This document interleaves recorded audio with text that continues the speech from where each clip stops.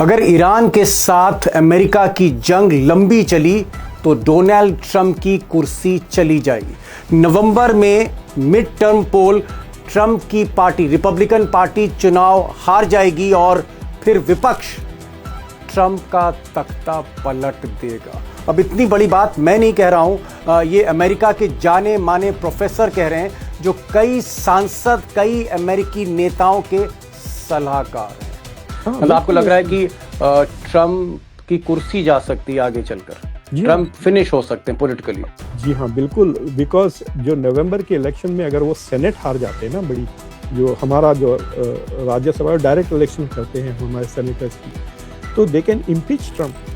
अब प्रोफेसर खान का कहना है कि ट्रंप को लग रहा था कि वो ईरान के साथ जंग हफ्ते भर में निपटा देंगे, 6 से 7 दिन में जंग निपटा देंगे और उसके बाद कहीं ना कहीं उनका होल्ड मिडिल ईस्ट में हो जाएगा। लेकिन हुआ बिल्कुल उल्टा। आज 27वां दिन हो चुका है जंग का और जंग अभी भी जारी है, जिसमें पलड़ा जो है वो ईरान का भारी है। प्रोफेसर खान का ये भी मानना है कि सबसे बड़ा झटका ट्रंप को ये लगा है कि जब वो इस जंग से बाहर निकलना चाह रहे थे और उन्होंने प्रस्ताव भेजा था ईरान को 2 दिन पहले, तो ईरान ने उस प्रस्ताव को ठुकरा कर और ज़्यादा मुसीबत ट्रंप के लिए खड़ी कर दी। अब दोस्तों, सच्चाई ये है कि जब से अमेरिका का प्रस्ताव ठुकरा दिया ईरान ने, अब ट्रंप के पास सिर्फ एक ही विकल्प है कि वो ज़मीनी हमला करें, खार्ग आइलैंड जो है उस पर कब्ज़ा करें और ईरान का जो सारा तेल का व्यापार है उसको ठप कर दें, तभी हॉर्मुज़ खाड़ी का रास्ता खुलेगा। अब ऐसा करने के लिए ट्रंप ने तकरीबन 2000 अमेरिकन पैराट्रूपर्स रवाना किए हैं। 3000 मेरीन कमांडोज पहले से ही मिडिल ईस्ट में हैं। इसके अलावा 40 से 50 हज़ार सैनिक अलग अलग बेसिस पर इस वक्त पोजीशन उन्होंने ले रखी है। लेकिन यहाँ पर प्रोफेसर कहना है कि अगर ज़मीनी हमला हुआ तो फिर ईरान बहुत बड़े पैमाने पर अमेरिकी सैनिकों को मार सकती है और जब ये बॉडी बैग्स यानी ये जो शव हैं अमेरिकन सैनिकों के अमेरिका पहुंचेंगे तो ट्रंप के लिए मुसीबत 10 गुना ज़्यादा बढ़ जाएगी। अब प्रोफेसर खान यूं तो अमेरिकी हैं, लेकिन हिंदुस्तान से नाता होने के कारण वो हिंदी बोल लेते हैं और इस इंटरव्यू में उन्होंने कई ऐसे खुलासे किए हैं जिसको मीडिया हमसे और आपसे छुपा रही है। प्रोफेसर खान, क्योंकि आप अमेरिका में हैं और अमेरिका की आर्मी के, अमेरिका की सरकार के माइंडसेट को समझते हैं, वहाँ की संसद यानी जो पार्लियामेंट है, कांग्रेस है, और वहाँ के जो सांसद हैं, जो मेंबर ऑफ पार्लियामेंट्स हैं, सीनेटर्स हैं, उनको भी आप इस तरह के सब्जेक्ट्स पर आप एडवाइस, सजेशंस देते रहते हैं। इसलिए आप मिडिल ईस्ट के भी एक्सपर्ट हैं, अमेरिका में तो आप रहते ही हैं और अमेरिकन सरकार को समझते। मैं एक चीज़ जानना चाह रहा था आपसे कि ट्रंप साहब ने पहले कुछ शर्तें रखी और कहा कि भाई हम युद्ध विराम चाहते हैं, और उन्होंने कुछ शर्तें रख दी, 15 शर्तें रखी और 15 की 15 शर्तें ईरान ने रिजेक्ट कर दी और अपनी तरफ से 5 नई शर्तें दे दी। यानी कुल मिलाकर ट्रंप का जो प्रपोजल था, ट्रंप की जो पेशकश थी, उस पेशकश को ठुकरा दिया ईरान ने। अब ट्रंप कह रहे हैं कि उनको बहुत, वो फील कर रहे हैं कि उनका बहुत अपमान हुआ है। तो अब आगे क्या होगा? ट्रंप कह रहे हैं कि मैं अब इस जंग को और तेज करूंगा और अचानक उन्होंने एक अपना माइंड वो बदल रहे हैं। तो आपको क्या लग रहा है कि ये जो बातचीत है अब इसका कोई मतलब नहीं है और आगे क्या जमीनी जंग की तैयारी कर रहे हैं डोनाल्ड ट्रंप? तो वो 2 अलग सवाल हैं। तो पहली तो सवाल ये है कि ये जो पोजीशन डोनाल्ड ट्रंप ने जो 15 पॉइंट लिए थे, इसको आप मैक्सिमलिस्ट पोजीशन कहते हैं। तो आप ये कह सकते हैं कि अब नेगोशिएशन शुरू हो चुके हैं दोनों के बीच में, कि अमेरिका ने अपने पहले 15 शर्तें रख दी हैं और उसके बदले में ईरान ने उसे रिजेक्ट करके अपने 5 शर्तें, वो भी मैक्सिमलिस्ट है। यानी वो कह रहे हैं कि अब हॉर्मुज़ पर ईरान की सॉवरेंटी को कबूल कर लें। मतलब वो तो हॉर्मुज़ को कंट्रोल भी नहीं, वो अपना बनाना चाहते हैं ताकि उसके ऊपर वो $2 मिलियन की उस पर वो टोल लगाना चाहते हैं। तो हम ये कह सकते हैं कि this is a positive development. इसका मतलब ये है कि अब निगोशिएशंस चल रहे हैं और उस पर बातचीत शुरू हो जाएगी कि we know what the starting positions है। तो अब डोनाल्ड ट्रंप की जो टैक्टिक्स होती हैं कि वो नेगोशिएशंस के दौरान आप पोजीशंस चेंज करना चाहते हैं, अपनी पोजीशन मजबूत, दूसरे की पोजीशन। तो वो समझ रहे कमजोर। हैं कि अगर मैं खार्ग आइलैंड पे कब्जा कर लिया तो जी ईरान का जो 90% तेल वहां से एक्सपोर्ट होता है, और अगर उस पे कब्जा अगर डोनाल्ड ट्रंप कर लेते हैं तो उनकी मतलब it is like the Hormuz का तख्ता पलट दिया वैसी बात हो गई ना। जैसा मतलब गर्दन पकड़ी हुई है ईरान दुनिया की इकोनॉमी की, तो अब ईरान की गर्दन इनके हाथ में आ ओ जाएगी अगर वो खार्ग पकड़ ले, तो वहां पे नेगोशिएशन पोजीशन एकदम बदल जाएगी। So I think that is the military tactic. इसलिए वो 82nd एयरबोर्न के तकरीबन 3,000 सोल्जर, पैराट्रूपर्स। 3,000 जी पैराट्रूपर्स, 3,000 मरीन्स, तो अभी तक कमांडो। 8-10 हजार की नई फौज, ऑलरेडी 50,000 तो है उस इलाके में डिफरेंट बेसिस में। तो अमेरिका हैज ईरान पे हमला करके कब्जा करने लायक फौज नहीं है, लेकिन वो छोटे से आइलैंड को वो मेरे ख्याल से they think they can take it and defend it. Take तो कर सकते हैं, फिर उसके बाद डिफेंड करना मुश्किल हो जाएगा, और जी ईरान भी उसको वेलकम करेगा एक तरह से, बिकॉज अब ईरान को अमेरिकन को मारने का मौका मिलेगा। देखिए जब तक हवा से ये बम फेंक रहे हैं दूर से तो उनको मारना मुश्किल है, लेकिन जब ये जमीन पे आ जाएंगे तो आईईडी शुरू हो जाएंगे, सुइसाइड बॉम्बर्स हो जाएंगे, ड्रोन्स वगैरह। तो जो इराक में जो हाल हुआ था अमेरिका का, वो हाल ईरान कर सकता है। सो जी। अगर वो हो गया तो जंग सीरियस हो जाएगी सर। प्रोफेसर खान, आप कह रहे हैं कि ईरान ने गर्दन पकड़ ली है ट्रंप की, जब से उसने हॉर्मुज की खाड़ी को ब्लॉक कर दिया है। अब ट्रंप गर्दन पकड़ना चाह रहे हैं, वो चाह रहे हैं कि जो खार्ग आइलैंड है, जो आप कह सकते हैं कि ईरान का जो ऑयल एक्सपोर्ट्स का हब है, हेडक्वार्टर है, उस पर वो कब्जा करना चाहते हैं। मान लीजिए जो उनके कमांडो हैं, क्योंकि 3,000 कमांडो भेज रहे हैं, 3-4 मेरीन कमांडो पहले से ही वहां पर हैं, तो हजारों सैनिक हैं, हजारों कमांडो हैं। अगर वो कमांडो ऑपरेशन करते हैं तो क्या अमेरिका को नुकसान हो सकता है? क्योंकि ज़मीनी लड़ाई के लिए मैं सुन रहा था वहाँ के जनरल मुसाफी, माजिद मुसाफी, उन्होंने कहा कि हम तो इंतज़ार कर रहे हैं कि अमेरिका हमारी ज़मीन पर आए, और हम ये गारंटी दे रहे हैं कि फिर यहाँ से वो जिंदा नहीं लौटेंगे। अगर एक बार हमारी ज़मीन में आए तो फिर जिंदा नहीं बच के जाएंगे। अब इस तरह का चैलेंज हो रहा है। क्या आपको लगता है कि ये जो ज़मीनी लड़ाई होगी, ये अमेरिका को भारी पड़ेगी? जी हाँ, प्लस याद रखें इसमें इजरायलीज नहीं होंगे, ना इजरायली होंगे ना अरब होंगे, सारे सिर्फ और सिर्फ अमेरिकन ट्रूप्स मोबिलाइज हो रहे हैं। और देखिए आज 22 23 क्या 24 26 27 हाँ दिन हो चुके हैं इस जंग में जी। तकरीबन। इस 27 दिन में अमेरिका ने एक पर डे भी नहीं मारा अमेरिकन। वहां पे 2,000 के करीब लोग मर गए हैं, और तकरीबन 40,000 से ज्यादा जख्मी हो गए हैं ईरान में। इंफ्रास्ट्रक्चर तो छोड़ ही दें आप, वो तो तबाह बर्बाद दिन ब दिन होते जा रहा है। लेकिन अमेरिका पे कुछ असर नहीं पड़ा सर। मैं यहाँ रहता हूँ, मैं व्हाइट हाउस से 100 मील दूर पे रहता हूँ, यहाँ पे एक कंकड़ नहीं आके गिरा लिटरली हमारे मुल्क में। सो वी आर नॉट, हमारे लिए वॉर पता ही नहीं चलता। हमारा मुल्क, America is always at war. कभी मुल्कों के साथ वॉर पे रहता है, कभी नाउन्स के खिलाफ भी हम जंग करते हुए, war on poverty, war on drugs भी चलते रहता। लेकिन हमको कोई महसूस नहीं हो रहा कि ये जंग चल रही है। लेकिन जब वहां पर अगर ये ग्राउंड ट्रूप्स भेजे वहां पर, तो ऑलरेडी मैं समझता हूं कि ईरान ने उनके लिए ट्रैप्स, बम, ये वो खार्ग आइलैंड पे हाँ, बना के रखे हुए। बारूद बिल्कुल। बिछा रखा है, लैंड माइन्स है वहां जी पर। हाँ, जी हाँ। सामने छोटी छोटी पहाड़ियां हैं, गुफाएं हैं, उस पर से जी हाँ, मिसाइलें जी फिट हैं। जी बिल्कुल। तो already they are prepared for it. फिर वहां पर ये लैंड करे और खुदा ना खास्ता अगर 100-200 मारे गए पहले ही दिन, तो यहाँ पे तो बवाल उठ जाएगा मेरे ख्याल अमेरिका में। अमेरिका में। बिकॉज अब साफ है, खुलेआम लोग कह रहे हैं कि भाई ये इसराइल के लिए मर रहे हैं, ये नहीं कहेंगे कि अमेरिका के लिए मर रहे हैं। और ये बहुत मुश्किल हो जाएगा डोनाल्ड ट्रंप को जस्टिफाई करना। और डोनाल्ड ट्रंप में, देखिए डोनाल्ड ट्रंप में क्या कि नहीं, वो भी नॉन बायोलॉजिकल हैं, उनमें भी इंसानियत ही नहीं है। He does not have compassion, या एटलीस्ट कंपैशन दिखाने की काबिलियत नहीं जो बाइडन में था। बाइडन अच्छी खासी एक्टिंग कर ले मतलब सकते आप कह थे। रहे हैं कि इंसानियत की कमी है, हाँ, मतलब तो सिंपैथी अगर सिंपैथी डेड नहीं बॉडीज करते, आने लगे, हमदर्दी नहीं है। हाँ, जी तो आप एक्सपेक्ट कर सकते हैं कि वो बेवकूफाना कोई बात कह दे कि these are weak losers soldiers, I need strong soldiers. ऐसी भी बात वो कह सकते हैं। अभी former FBI director Robert Mueller का इंतकाल हुआ, और उन्होंने कैसा जवाब दिया कि अच्छा हुआ मर गया। अरे ओहो ये ओहो। आप ही के पार्टी का जॉर्ज बुश ने अपॉइंट किया था, आपको बताया, बहुत डिसेंट आदमी था रॉबर्ट मुलर। जिस दिन अपॉइंट हुआ उसके दूसरे दिन मैंने उसको ब्रीफ किया था, 3 घंटे की ब्रीफिंग दी थी। दिस इज एफबीआई जी, 9/11 के बाद ही was the first major FBI director जो डोमेस्टिक काउंटर मतलब टेररिज्म। आपके बहुत करीबी थे। एफबीआई हाँ जो सबसे बड़ी अमेरिका की एजेंसी, उसके जी हाँ, director Robert Robert Mueller. Muller. मुझे याद आ रहा है कि जब वो हिंदुस्तान आए थे, मैं भी उनसे मिला था एक पत्रकार के तौर पे। यहाँ वो दिल्ली आए थे जी सीबीआई के एक फंक्शन में।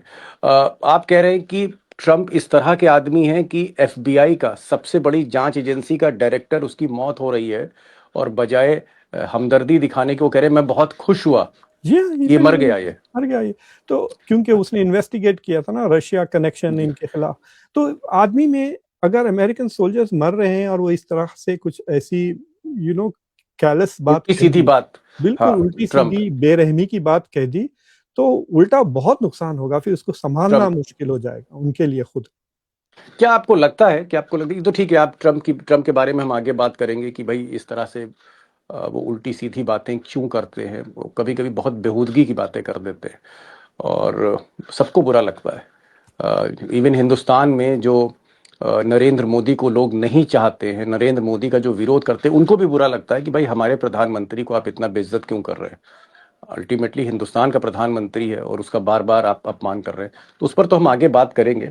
मुझे ये बताइए कि क्योंकि इस तरह के जंग, इस तरह की जियोपॉलिटिकल सिचुएशंस, उसको आप देखते हैं, प्रोफेसर हैं आप, क्या ये जंग भारी पड़ सकती है अगर अमेरिका जो है वो ग्राउंड पे जाता है, जमीन पे जाता है, जमीन पे आमने सामने आर पार की लड़ाई होती है, तो क्या अमेरिका में हंगामा खड़ा हो सकता है अगर मान लीजिए जिस तरह का ईरान कह रहा है, मान लीजिए 1,500-2,000 अमेरिका के जवान मार दिए, 1,500-2,000 मैं कह रहा हूँ, और वहां 1,500-2,000 बॉडीज जा रही, तो फिर अमेरिका में क्या होगा? ये तो सड़क पे आ जाएंगे सारे के सारे लोग, पब्लिक। मतलब जो, हाँ पब्लिक आ जाएगी, बिल्कुल सवाल ही नहीं पैदा होगा। और याद रखें ये फौजी जो होते हैं वो ज्यादातर रिपब्लिकन फैमिली से आते हैं तो उनके पेरेंट्स आर यूजुअली वोटर्स, वो खुद वोटर्स डोनाल्ड ट्रंप के हैं। मैगा में तो धूम धूम हो जाएगी। और इसमें सबसे ज्यादा नुकसान इसराइल का होगा, बिकॉज एंटीसेमिटिज्म बढ़ जाएगा। सब लोग कहेंगे इसराइल के लिए जाके मरे, अमेरिका के लिए नहीं, क्योंकि it is very clear to most people कि ये जंग इसराइल के खातिर हो रहा है, इसराइल की हेजेमनी एस्टैब्लिश करने हो रही है ये जंग in the middle east. But I don't expect कि इनिशियली उतना ज़्यादा कैजुअलिटीज होंगी। ये है कि पहले ही वार में अगर 100-150 मारे गए खार्ग आइलैंड लेने में, वो ही काफ़ी है कि तख्ता पलट जाए इनका, बहुत धूम हो ट्रम्प का। जाएगी। या and it will be very difficult for him to justify जी, कि ये क्यों हो रहा है। और देखिए अब वेस्ट में क्या हो गया है कि दीज आर नॉट, ये सारे, ये इनको कहते हैं these are wars of choice है ना ये आप हम जंग, ये जंग अगर अमेरिका नहीं भी लड़ता तो कुछ नहीं होता। तो ये जो हम कर रहे हैं, ये और बात है कि कोई हम पे हमला किया और फिर उसमें हमारे हजारों लोग मारे गए डिफेंड करने, वो सा तो जमाना हो गया ना कि कोई जमीन पर आए, मतलब जो पर्ल हार्बर जी, पे जो हमला हुआ था 1940s की बात है, उसके बाद से अभी तक 80 साल में ऐसा सरजमीन पर अमेरिका की कोई ऐसा हमला नहीं हुआ 9/11 के अलावा, राइट। तो तो उस तरह का अमेरिकन को एक्सपीरियंस ही नहीं है। तो दे थिंक के war is like a video game. हम हम्म। ऐसा वीडियो शूट करेंगे, उनकी मुल्क पूरा तबाह हो जाएगा, फिर वो सरेंडर हो जाएंगे, फिर हम पिकनिक पे चले जाएंगे या पिकनिक करते करते जंग लड़ेंगे। तो इस तरह जी, का है ना, पॉपकॉर्न खाते हुए। देखा अमेरिका ने जब भी अटैक किया प्राइम टाइम पे शुरू करते हैं हम जंग, ताकि लोग स्विच हो के मतलब टीवी चैनल से स्विच होके न्यूज चैनल्स पे आ ठीक। जाए। जी, जी, जी। आप ये कह रहे हैं कि अमेरिका की सरजमी पर लड़ाई नहीं हुई, 1940 में हुई थी जब पर्ल हार्बर पे हमला जापान ने किया, तो उसके बाद आपकी ज़मीन पे लड़ाई नहीं हुई। लेकिन आप ये बात कह रहे हैं कि अगर डेड बॉडीज, अगर लाशें जवानों की आनी शुरू होंगी, उनके कॉफिन आने शुरू होंगे, तो फिर ये अमेरिका को बर्दाश्त नहीं है और ज़मीनी लड़ाई में ऐसा हो सकता है कि लाशें जो है बिछें वहाँ पर, क्योंकि आमने सामने की लड़ाई में ईरान हावी हो सकता है, उसने तमाम तैयारी कर रखी। प्रोफेसर खान, जिस तरह से ईरान ने लड़ाई लड़ी है, खासकर जो ड्रोन हैं, जो यूएस मिलिट्री बेस पर भी लड़े, उनकी जो मिसाइलें हैं वो कतर में, यूएई में, बहरीन में जो आर्मी की, यूएस नेवी की जो पूरी फ्लीट है उसको बहुत नुकसान कर दिया। और इजराइल में तो मैं पिछले 72 घंटे से देख रहा हूँ, इतनी मिसाइलों से हमला हो रहा है कि कभी कभी फर्क करना मुश्किल है कि ये तस्वीर गाजा की है या तेल अवीव की। इतनी तबाही है वहां पर, बिल्डिंग की बिल्डिंग गिर रही है। क्या ये जो ड्रोन की लड़ाई लड़ी ईरान ने, मिसाइल की लड़ाई लड़ी, क्या ये एक बहुत बड़ा, एक आप कह सकते हैं टर्निंग फैक्टर है, एक नई तरह की लड़ाई है, एक नई तरह की जंग लड़ी जा रही दुनिया में? देखिए, ये एक चीज साफ जाहिर है कि America was not prepared for this जंग। अच्छा, ये अमेरिका जो की तैयारी नहीं थी? नहीं थी, जो डिफेंसिव जो हथियार हैं, जो जिसको इंटरसेप्टर्स कहते हैं, जी। वो इंटरसेप्टर्स का स्टॉक पाइल बहुत तेजी से कम हो रहा है। ओ, यहाँ तक कि साउथ कोरिया से मूव करके यहाँ लेके, साउथ कोरिया बहुत नाराज और अपसेट है क्योंकि they are becoming less defence, उनकी डिफेंस मतलब कमजोर हो आप रही कह है। रहे हैं कि जो इंटरसेप्टर मिसाइलें रोकते हैं ईरान जी की, उसका स्टॉक जी खत्म हो रहा है, वो कम हो जी रही हैं? जी हाँ। तो क्या था, आपको याद है जब पहली बार ईरान ने हमला किया था तो 3,000 उसने रॉकेटें और ड्रोन्स मारे थे पहली बार। Iran, what Iran was doing is searching for, जो अंग्रेजी में कहते हैं सैचुरेशन पॉइंट। वो ये देखना चाह रहा था कि आप कितने डिफेंसिव हथियार है आपके पास। लेट अस से कि आप, ओके। हाँ लेट अस से कि मेरे पास ढाल है, लेकिन आपको मालूम नहीं मेरे पास कितने ढाल हैं। तो आप क्या करते हैं, 10-15 तलवार से मुझे मारते हैं और देन यू फाइंड कि अरे सिर्फ 7 रोका इसने, यानी इसके पास सिर्फ 7 ढाले हैं। अब मैं हमेशा 8वीं वार जो करूंगा वो सबसे बड़ा वार होगा। तो ओके। ईरान को जो शुरू में पता था, तो दे हैव एस्टिमेटेड कि इजराइल के पास जो आयरन डोम है उसका सैचुरेशन पॉइंट क्या है। लेकिन इनके पास अब वो सैचुरेशन पॉइंट कम हो रहा है, समझ रहे हैं ना, क्योंकि ढालें खत्म हो रही है। इजराइल तो की? हाँ, इसलिए आप देख रहे हैं कि कम रॉकेट मारते हुए भी they are going through, because उनके पास डिफेंसिव रॉकेट्स कम हो गए। और ये सिर्फ इजराइल में नहीं हो रहा है, ये कतर में भी हो गया है, सऊदी अरेबिया में, यूएई में वगैरह। और उसमें प्रॉब्लम यह है, लेट अस से कि आपकी जो डिफेंसिव मिसाइल है वो 4-5-6 मिलियन वाली है। अब आपके सामने से दुश्मन आपको 1 मिलियन की मिसाइल मारे, या $10,000 का ड्रोन है, या $500 का ड्रोन है, आपको रोकना तो 10 मिलियन वाले से ही है। जी। हाँ, सो उसमें भी there is an element going on कि ये जो सस्ते ड्रोन्स हैं वो बहुत तबाही मचा रहे हैं, बिकॉज वो ओके। झटाझट बना के छोड़ते जा रहे हैं। आपको पता है ये जो सी फेयर विष्णु नाम का जहाज है, उसको एक ही ड्रोन में 2 डूब गए, अंडर वाटर ओ, ड्रोन है। तो वो ड्रोन को अंडर वाटर भी भेज रहे हैं, वो ड्रोन ऊपर सी पे भी आ रहा है। ओहो, जी मतलब आप कह रहे हैं कि ईरान समंदर के अंदर से भी ड्रोन भेज रहा है, आसमान जी से भी जी, भेज रहा है? वो जो विष्णु नाम का और जो अभी जहाज है, जी जी हाँ, वो जी। इंडियन अमेरिकन जहाज था, वो टैंकर, उसको एक ही drone, underwater drone. So underwater drone और टॉर्पीडो में बहुत फर्क है। It is not a torpedo, वो ड्रोन है, सस्ता है बहुत। टॉर्पीडो तो $1 मिलियन की होती है वो, और सबमरीन समझ चाहिए गया। आपको मारने के लिए। जी ड्रोन का जी कुछ जी। भी काम नहीं है, आप उसको छोड़ दें पानी में, जहाज की मतलब तरह आप कह वो। रहे हैं जी कि जो खरबों रुपए की सबमरीन का जो इस्तेमाल अमेरिका कर रहा है, कुछ डॉलर का ड्रोन वो काम कर रहा है, आप ये जी बोल रहे हैं? जी हाँ। अब मैं एक बड़े एक इशू मैं पे आता आपको हूँ और जी। एक चीज हाँ। बताता हूँ, जो दुनिया में बहुत कम ईस्टर्न मुल्कों ने वेस्टर्न मुल्कों को हराया है पिछले 200 साल। जो पहली बार था जापान, जब रशिया को 1906 में हराया था जापान, तो 1906 ईस्टर्न, में? हाँ 1906 में। उसके बाद सर अजरबैजान ने अर्मीनिया को हराया, अभी अभी जो हुई थी, और उसमें टर्किश ड्रोन्स का इस्तेमाल किया था। तो 50,000 का ड्रोन $20 मिलियन के टैंक पे आके, सुइसाइड ड्रोन है वो सीधा आके आपको लगने ही वाला है, आप कुछ कर ही नहीं सकते, आपकी टैंक चली गई। तो आर्मीनिया ने जो टैंकें वगैरह खरीदी थी करोड़ों डॉलर की, उसको हजारों डॉलर के ड्रोनों ने तबाह बर्बाद कर दिया। Then first time after a long time एक एशियन मुल्क ने यूरोपियन मुल्क को जंग में हरा दिया। तो this is what is happening in this war. जी। अब मैं असली इशू पर आता हूँ। क्या आपको लगता है कि ट्रम्प लंबी लड़ाई लड़ना चाहते हैं, क्योंकि उन्होंने कहा है कि अब हम और तेज इस जंग को लड़ेंगे क्योंकि ईरान हमारी शर्तें नहीं मान रहा है? क्या लंबी लड़ाई लड़ने के लिए अमेरिका तैयार है, या अमेरिका लंबी लड़ाई नहीं लड़ सकता? तो एक तो सिग्नल उन्होंने कह दिया कि they are really political will है। उन्होंने $200 बिलियन का रिक्वेस्ट किया है फ्रॉम द कांग्रेस जंग के लिए।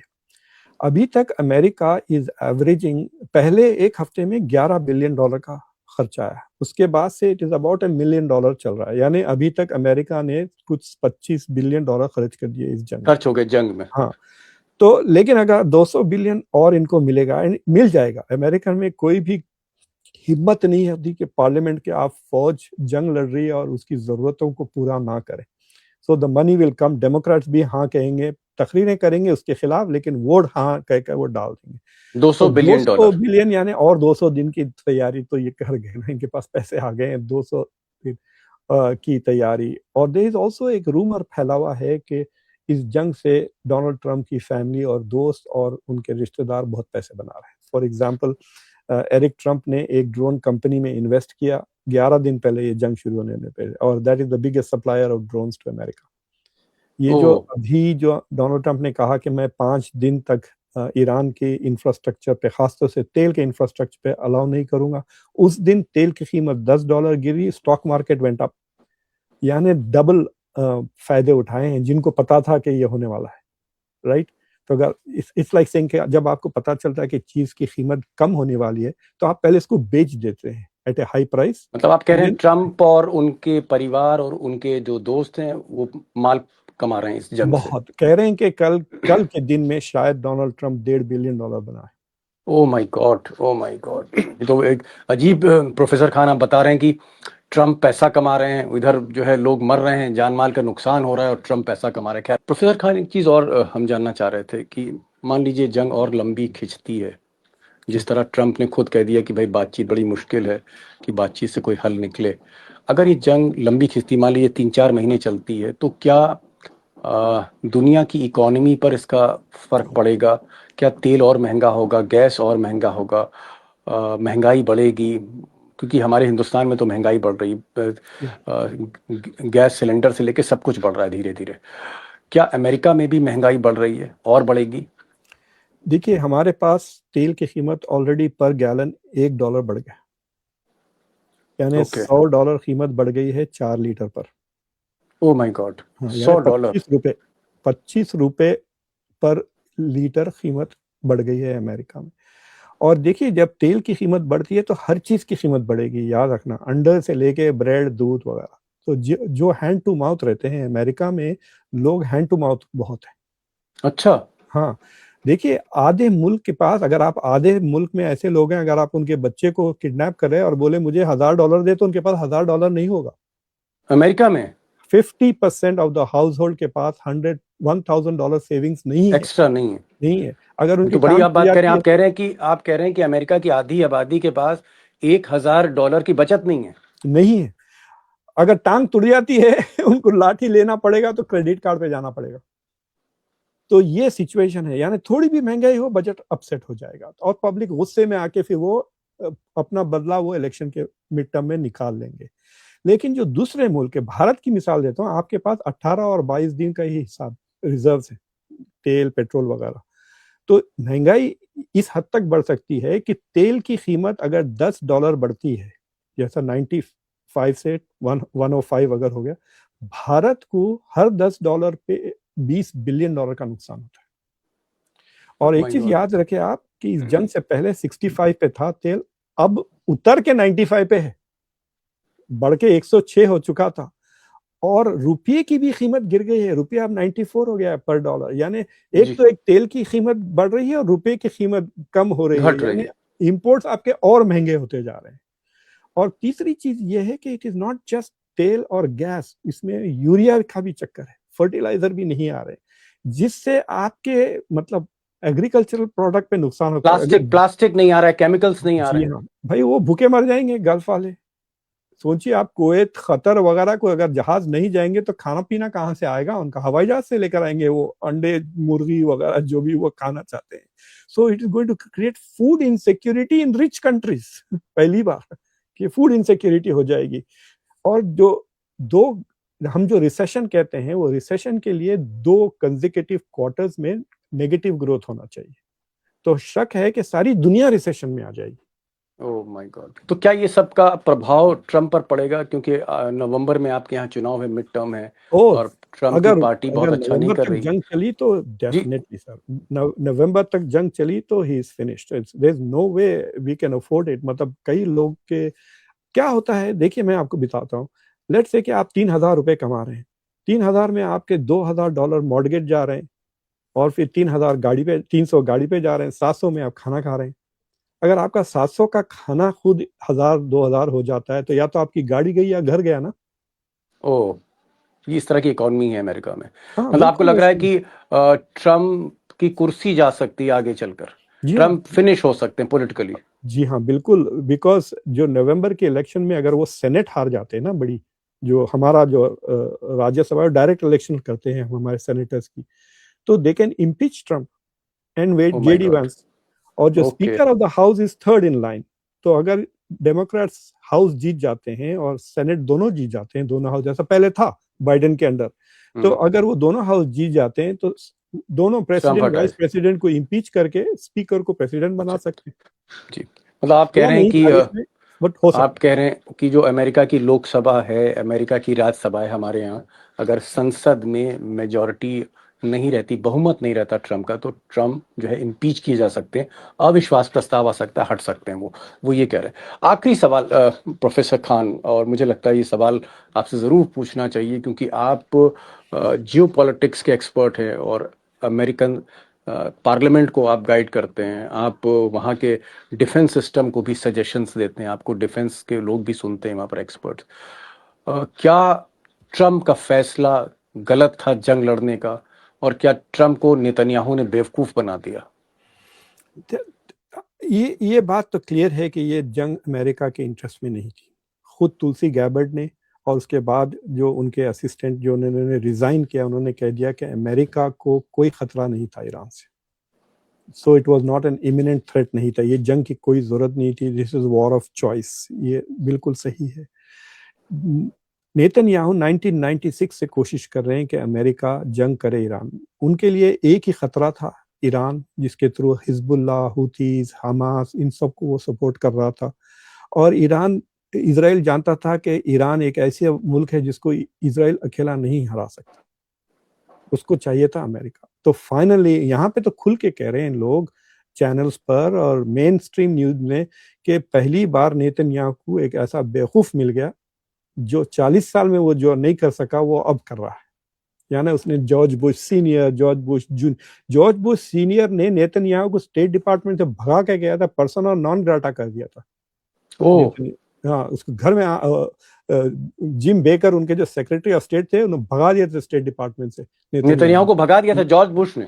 हाँ, जॉर्ज बुश, एच बुश, बाप की बात कर रहा हूँ। तो सीनियर बुश ने। सीनियर बुश की बात कर रहा हूँ। तो ये जो था, ये जब से कोशिश कर रहे हैं 1996 से कि ईरान के साथ जंग करके अमेरिका से ईरान को हरा दें, ताकि Israel then becomes the most powerful country. अब देखें आप, अब ईरान तो बहुत कमजोर हो ही जाएगा जब जंग रुकेगी। तो ये जो सारे अरब मुल्क हैं, अब ये गुलामी में आ जाएंगे, सऊदी इजरायली गुलामी करेंगे अब। ओके ओके ओके, बड़ी बात आपने कही। चलते चलते इन्होंने कहा कि नेतन्याहू पिछले कई बरसों से कोशिश कर रहे थे कि किसी तरह ईरान से लड़ाई करने में अमेरिका को आगे किया जाए, और अल्टीमेटली ट्रम्प जैसा आदमी मिल गया जिसको कह रहे हैं मूर्खतापूर्ण फैसला ट्रम्प का था। ट्रम्प को बुद्धू बना के, बेवकूफ़ बना के नेतन्याहू ने कहीं ना कहीं अमेरिका को फंसा दिया, और आज अमेरिका एक दोराहे पे खड़ा है। अगर इस जंग को लंबा खींचता है तो ट्रम्प की कुर्सी जाती है, जो ये बता रहे हैं। नवंबर में वहाँ चुनाव है, दोनों ही सदन जो अमेरिका के हैं उसमें अगर बहुमत कम हो जाता है ट्रम्प का, तो ट्रम्प की कुर्सी जा सकती है। लेकिन तो आप सोच सकते हैं कि कहाँ तो तख्ता पलटने जा रहे थे ईरान का, और खुद तख्ता पलटने की अपनी नौबत आ गई है। ट्रम्प का ये हाल है। और दूसरी बड़ी बात जो प्रोफेसर खान ने कही कि अगर ज़मीनी लड़ाई होगी तो फिर अमेरिका के जवान बड़ी संख्या में मारे जा सकते हैं, और उनकी लाशें, उनके बॉडी बैग्स जब अमेरिका पहुंचेंगे तो पब्लिक वहां सड़कों पर उतर आएगी। वो भी एक ट्रम्प के लिए मुसीबत खड़ी कर देगा।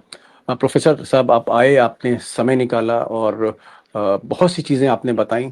आपने ये भी बताया कि महंगाई बढ़ जा रही है, आपने ये भी बताया कि महंगाई बढ़ रही है, तेज़ी से बढ़ रही है, और इसका असर भी अमेरिकन पर होगा, क्योंकि आपने कहा कि अमेरिका में आधी आबादी जो है उसका बजट बड़ा टाइट है। अगर $1,000 का भी उसको नुकसान हो गया तो वो सड़कों पर आके विरोध कर सकते हैं।